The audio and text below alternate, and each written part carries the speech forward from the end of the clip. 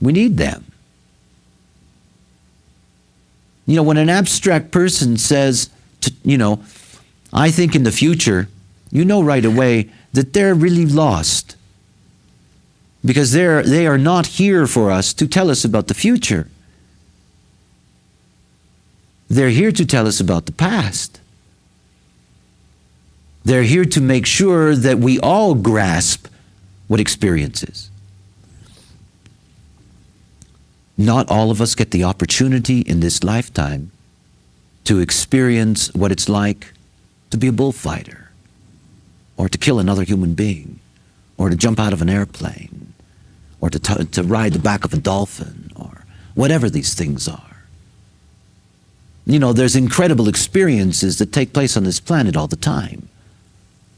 We are experiential beings, and every life is full of treasures of experience.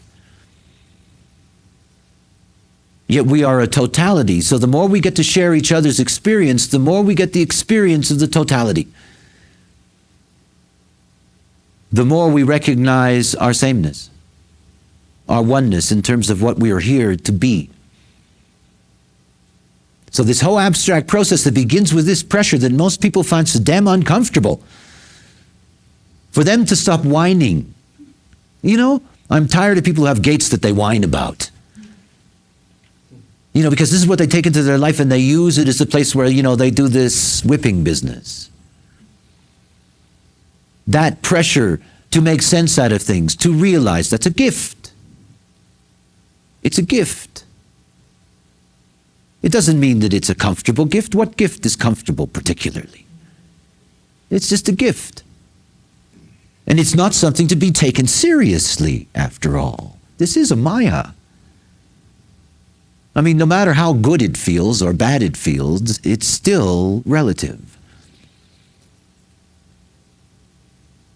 One of the things I've learned about humans in working in human design is to see that people who can take authority away from their mind are instantly much healthier beings. If you just don't allow your mind to make decisions for you, it can make decisions for everybody else. That's okay. You can tell people to come and to go and everything else. You can do all of that stuff. It's great. You can tell them what they want to hear. But don't tell yourself. Your mind is not here to be your authority in your life. It's here for entertainment. It's here for education. It's here for communication. But it's not here to be the authority in your life. It's here to link us up to each other. After all, language is very crude. I mean, this is real brute force, I'm pushing this stuff out at hundreds of miles an hour. I'm smashing into your ears. Literally, the sound wave just bursting in on the ear. I mean, we don't have that perspective of what it's like to be there. If you could be the size of an atom in your eardrum right now, you'd understand what the hell is going on. Because this is very crude. It's the best we can do so far. When we get to spirit consciousness, we'll have another way of communicating, but this language is still very crude. And that's what the mind is for, this attempt at being able to create a communication matrix so that we become one evolving consciousness, integrated in our recognition and awareness of the other and how we are all processing these gravity bodies.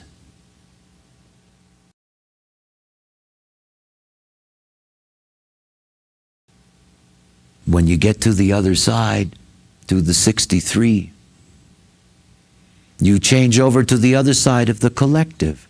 And by the way, think about the nature of the collective mind. The one thing you learn about the collective mind is that the collective mind, like collective circuitry, is not personal. If you meet somebody and you make love to them and you happen to have the abstract collective, it's for the experience. It's not for them. If you're logically collective and you care about the world or something about the world, it's not personal. Let's clean up the gene pool, let's kill all the retards. It's not personal, it's collective. So a collective mind isn't intended for you to say, I got a problem. It's intended to be, you have a problem.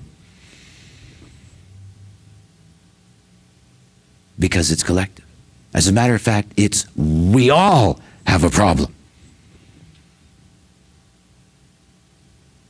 It's about sharing. That's the keynote of being collective. Sharing. It's not personal. You know, there's nothing more painful than watching a collective mind torture itself and everybody else around, but particularly itself. Because the great gift of a collective mind is to be able to respond to the needs of the collective.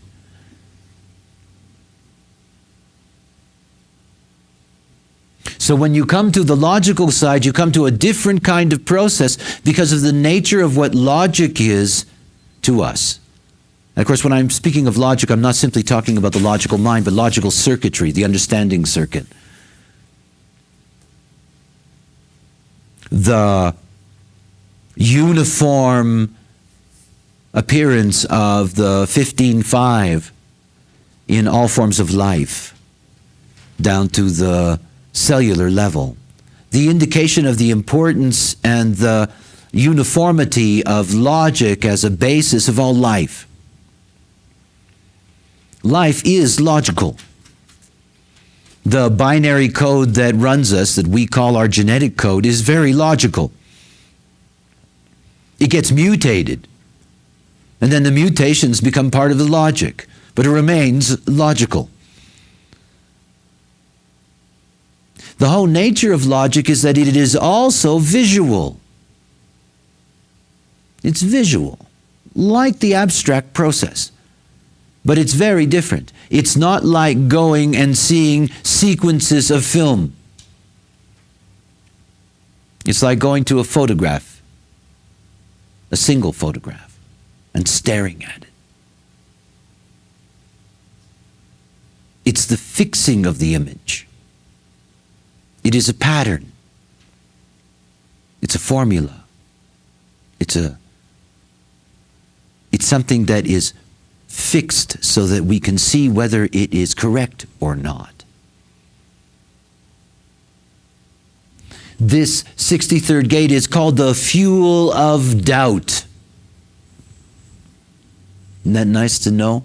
That's one of our great pressures in life. When somebody has a 63rd gate and they sit down with me and I tell them, you know, you have this gate of doubt and suspicion. And I said, and it's really good for you. And make sure you keep up your doubts and your suspicions until somebody proves something to you. And they go, yeah. Because that's what it's for. But if you turn for one moment that doubt and suspicion in on yourself, then you're really in trouble. Because that's not what it's there for. You know, it's not there for you to examine your pattern. Because all that's going to do is you coming to a decision about it. My pattern is wrong, I'm going to fix it. Oh yeah? Where's the motor in that? How are you going to fix it? And then if you can't fix it, you've got all this anxiety. There's something wrong with me and I can't fix it. You know, the mind sits up here like a lighthouse on top. And just because it has a good view doesn't mean it runs the show. It really doesn't. You know, the moment that you liberate yourself from making decisions with the mind, it's not about stopping its process. If you have either the 64th or the 63rd gate, you're going to spend time looking at yourself, obviously. You know, the most interesting thing to us is ourselves. So you are going to look in. But the moment that you realize that that looking in is not to make a decision, it's not about making a decision. That looking in is to do your research. That's all. You can look in, yes, you will. But if you're looking at your pattern, all you're doing is looking at that pattern in that moment. And there's nothing you can do about changing that. You can look at it. You can see the this and that of it. You can see whether you like it or not. But it's not about making a decision. The moment you take that authority away from the mind, you're going to be healthy. That is, mentally healthy. You will eliminate anxiety. See, the anxiety comes from the fact that if you give authority to your mind, it's naturally going to be anxious because it knows damn well it's got no motors. It knows that. It's saying, yes, I'm going to get up and go, and it can't move. So sure, it's going to be anxious. Am I going to be able to move? Am I going to be able to do it? Maybe I'll get lucky. And all that anxiety, and it keeps on building up because, of course, we don't just make major decisions with the mind. We make endless minor decisions with the mind. And you got to live with all of them for the rest of your life. You know, could have, should have, might have, would have. So this pressure of doubt, it's starting a very, very important process. Remember again that what we're dealing with here in this circuitry is that we're dealing with something that is universal to life itself. And therefore mental logic is intrinsic to our mental lives itself. In other words, to build up our array of facts. Because facts lay the foundation for stability amongst humans. Because what is essential and factual is something that can be transferred. Because it will not change. It will stay a fact. 1 and 1 is 2. And everybody can learn to count. So the whole business about having a pressure of doubt is that it's there as a warning signal about anything that has happened in the past where the pattern isn't correct. Now think about the collective and how the collective is working. You're dealing with a process in which you're taking everything in the now. It's the prana in. You're taking all of that in. You inspire that in. It's going to come out in 2 different ways collectively. It's going to come out as the sequences on one side. From the past, you get a sequence and you're trying to make sense out of it. From the logic side, there's a sequence that's happened in the past, but there's a pattern in the sequence that's wrong. Because there's something in that 63 mind that says, I'm suspicious. And they're not suspicious about the sequence. They're suspicious about one thing that happened. You know what that's like? You meet somebody and afterwards somebody says to you, how do you feel about this person? And you say, I'm not comfortable with them. If you ask that person why, it'll always end up being one thing. One thing only. The sudden change in the expression on their face. A certain movement in their body. Whatever the case may be. But the moment that there's something wrong with the pattern, not the sequence, the moment there's something wrong in the pattern, this immediately generates doubt and suspicion. And for a different purpose. Not to be able to comment on the nature of the past, but to be able to correct the pattern in order to establish a direction in the future. See, logic is here to take in the experience of the now and to project forwards into the future by checking to see if anything in the now isn't operating correctly. Because it's all about correcting and fixing. That's what logic is all about. Endlessly correcting and fixing and checking. You know, my favorite story about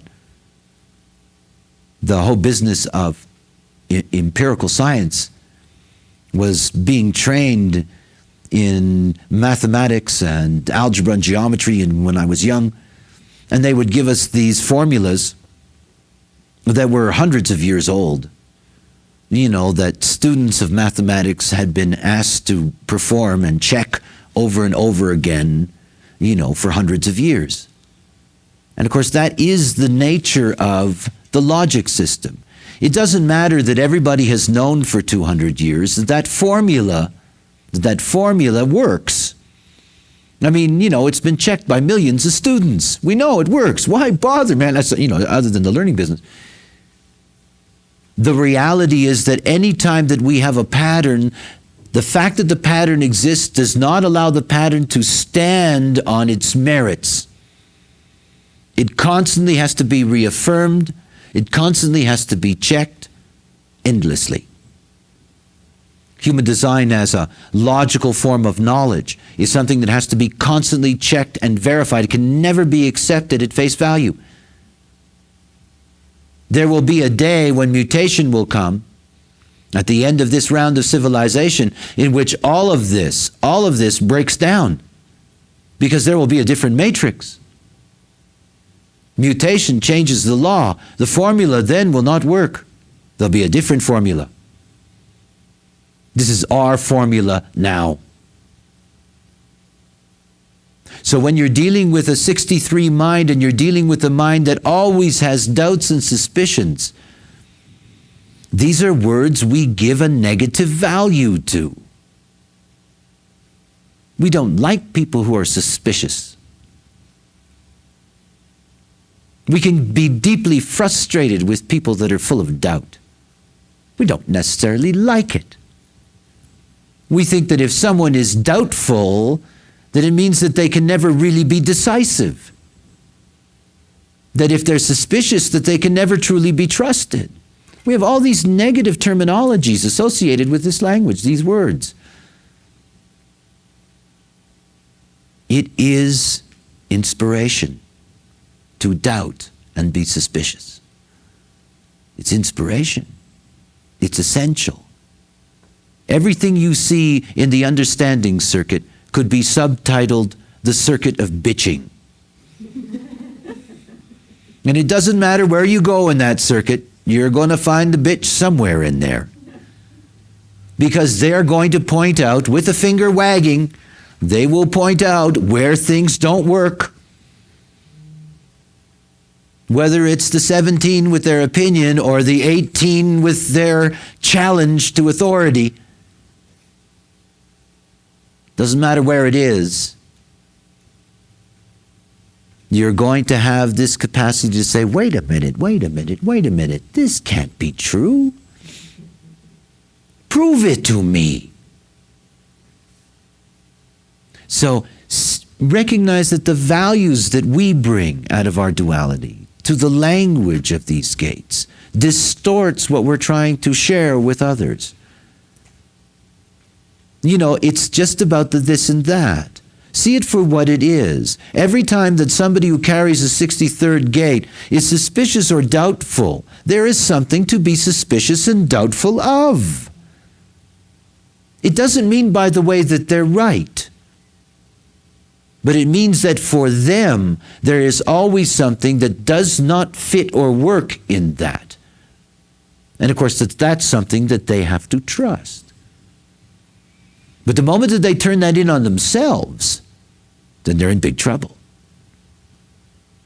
Because the moment that you're suspicious and doubtful about your own possibilities in life, one of the most important things for somebody with the 63rd gate is to really recognize that that gift is a gift for the value and the maintenance of the collective. And it's not intended to be a place in which